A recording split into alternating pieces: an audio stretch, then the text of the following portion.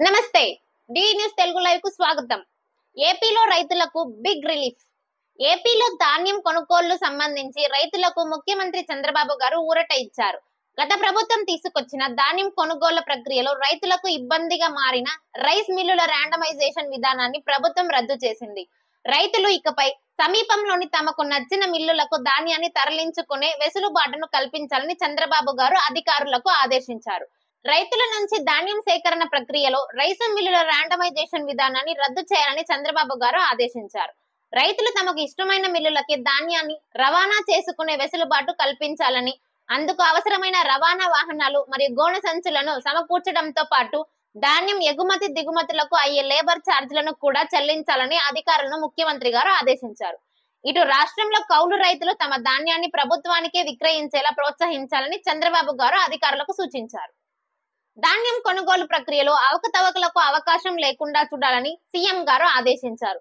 రైతుల బయోమెట్రిక్ ఆధారంగా ధాన్యాన్ని సేకరించాలని, అలాగే ఆ ధాన్యాన్ని మిల్లులకు రవాణా చేసే వాహనాలను GPS పరికరాల ద్వారా ట్రాక్ చేయాలని కీలక సూచనలు చేశారు.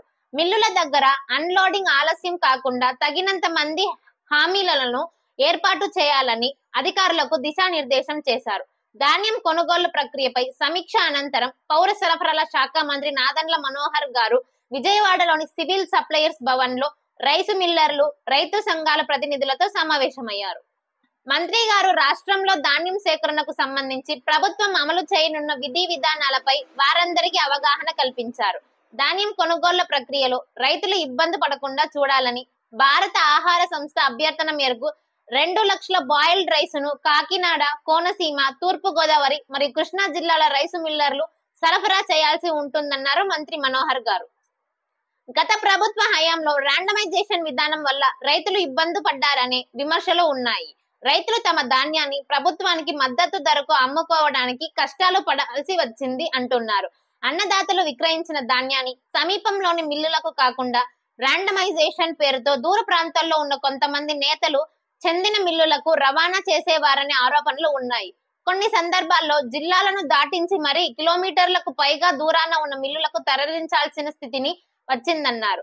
అందుకయ్యే లేబర్, రవాణా ఖర్చులను కూడా తామే చెల్లించడం భారంగా మారిందన్నారు. గోనె సంచులు కూడా సరఫరా చేయలేదన్నారు. అందుకే కూటమి ప్రభుత్వం ధాన్యం కొనుగోళ్ల సమయంలో ఎలాంటి సమస్యలు రాకుండా కీలక నిర్ణయం తీసుకున్నట్లు సమాచారం. మరిన్ని వార్తల కోసం డిడి న్యూస్ తెలుగు లైవ్ ని సబ్స్క్రైబ్ చేసుకోండి, లైక్ చేయండి మరియు షేర్ చేయండి.